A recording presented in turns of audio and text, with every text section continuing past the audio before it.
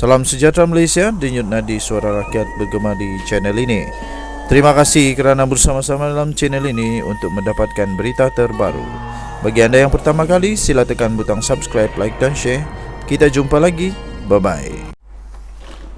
Salam sejahtera Malaysia, denyut nadi suara rakyat bergema di channel ini. Tuan-tuan dan puan-puan yang dihormati sekalian, selepas Tun Daim Zainuddin disiasat, bila lagi giliran Tun Mahathir? Wow. Ini satu persoalan yang sangat jelas, sangat-sangat penting dan pastinya dinantikan oleh seluruh rakyat Malaysia. Sama ada kamu orang suka dengan politik atau tidak, tapi tetap mahu tahu.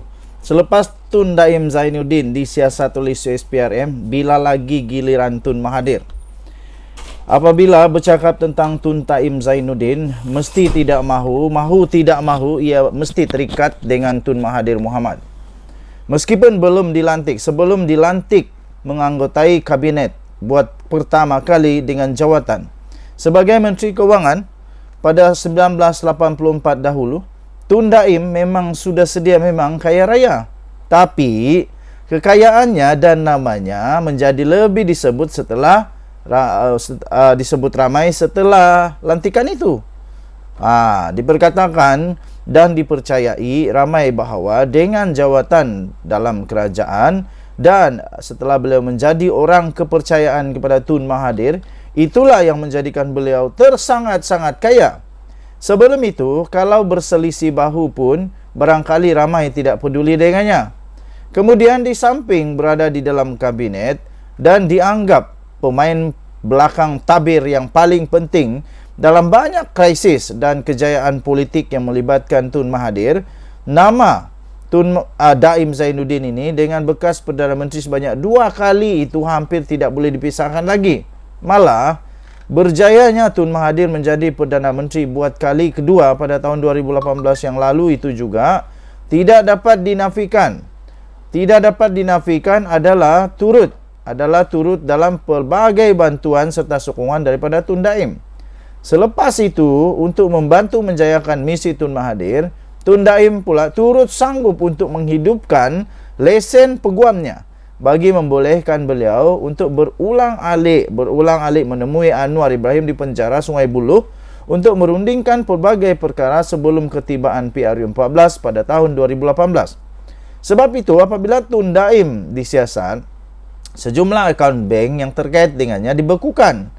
Dan terbaru, Menara Ilham, sebuah bangunan pencakar langit setinggi 60 tingkat di tengah-tengah kawasan segitiga emas Kuala Lumpur yang menjadi simbol kekayaan keluarga bekas Menteri Kewangan itu turut juga disita oleh SPRM. Pertanyaan yang spontan yang kedengaran ialah, bila lagi tiba giliran untuk Tun Mahathir pula disiasat? Apalagi sepanjang hampir 25 tahun perjuangan Anwar untuk mengejar kerusi impian Perdana Menteri, kerusi nombor 1 di Malaysia, Perdana Menteri, selepas beliau dipecat daripada UMNO pada tahun 1998, sasarannya terhadap Tun Mahathir dan Tun Daim sentiasa saja basah di bibirnya ketika berceramah di mana-mana. Kalaupun tidak beribu kali, barangkali beratus kali juga Anwar pernah menyebut akan menyiasat dua orang Tun ini berkenaan jika ditakdirkan beliau beroleh kuasa sebagai Perdana Menteri suatu hari nanti. Itu sebenarnya yang menyebabkan Tun Mahathir tidak pernah diam daripada cuba menghalang kemarahan Anwar. Walaupun setelah meletak jawatan sebagai Perdana Menteri pada tahun 2003 yang lalu, bahkan tindakan Datuk Seri Anwar Ibrahim, bahkan tindakan Tun Mahathir berjaya menjadi bahkan terbukti apabila bahkan tindakan Tun Mahathir berbaik semula dengan Anwar dengan sanggup berkunjung ke mahkamah untuk berdamai pada tahun 2016 adalah semata-mata untuk menghalang kemarahan pengurus PH itu. Ia terbukti apabila Tun Mahathir berjaya menjadi Perdana Menteri buat kali keduanya pada 2018 yang lalu.